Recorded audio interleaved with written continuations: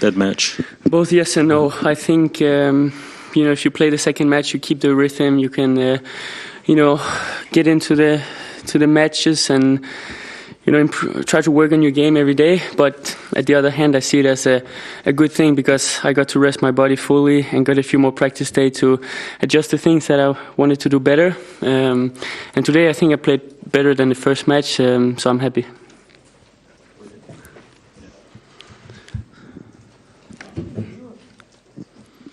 Hi, Holger.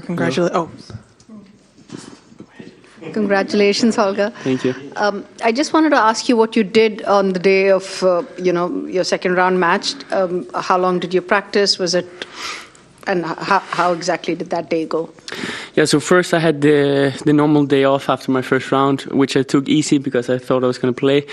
Then I was asleep, then my phone called, and then they said he was going to withdraw. So I put 2.5 hours practice that day and tried to play like points and a normal set to imitate a real day of match. So I got also a little bit tired that day to kind of feel the same. And then the last day before the match, yesterday I took it easy. And today I feel good. I feel like I was ready to go, prepared, was still in the match mode. So yeah, I feel good.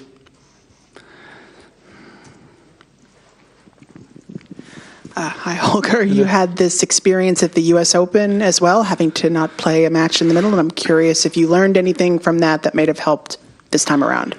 Yeah, I mean, of course, I was thinking back at that moment, and it's not always ideal, but again, it is what it is. There's nothing to do about it. So, just gotta take it as it is, and try to imitate a real match day, so I get the same feeling as I normally would. And then just go out there today and, be happy that I have extra energy, because I had. So in that case, it was great. And now back to normal terms and ready to go again. Hi, Holger. After your first game, you said that you slept a little bit after the game and before the press conference. I would just wanted to know if you used to do some naps during your tournaments, how long are they, and how do you deal with it? I didn't understand. You sleep a lot and do some naps during your tournaments? Yeah, I sleep a lot. I love to sleep. I probably sleep around, 9 to 13 hours if I can. So it's a lot. I really like it. I think it's the best recovery that you can have. So, I actually think, the muscle everything relaxes when you sleep. So I try to, every time I can sleep. And then when I'm awake, I'm fully awake. So, yeah. Hi, Holger. Congratulations on the match. I'm not going to ask you about the match. It's a question I've asked before. It's about South African and African players that do not have the resources to break through to this level. Yep. I'm given to understand that you play juniors in South Africa. So I just want to know how the matchups were against the South African and African players. Do you think there is the talent for them to play at this level? Without a doubt, yes, I think, because I played also in Nairobi in Kenya when I was junior and in South Africa. And I remember, I think I even lost to a South African player at that time. And I think, obviously, there's not the best facilities. But again, we have Lloyd Harris, who's playing really well, coming back from injury. So I definitely think, if maybe they could have a better chance, they would for sure be more African players in the world's ranking. But yeah, again, I played also a guy I remember in the semi-final of I think ITF grade 4 in Nairobi, and he was from, I think, Kenya. He played really well. It was a super tough match, and we're the same age, I think. So, I think if they obviously have a better chance, I think we would see much more.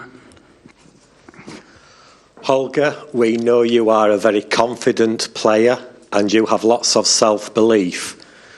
Do you think you can win Roland Garros this year, or do you know you can win Roland Garros this year? It's a big question, man. Well, the time will show. We'll see. Obviously, I believe I can.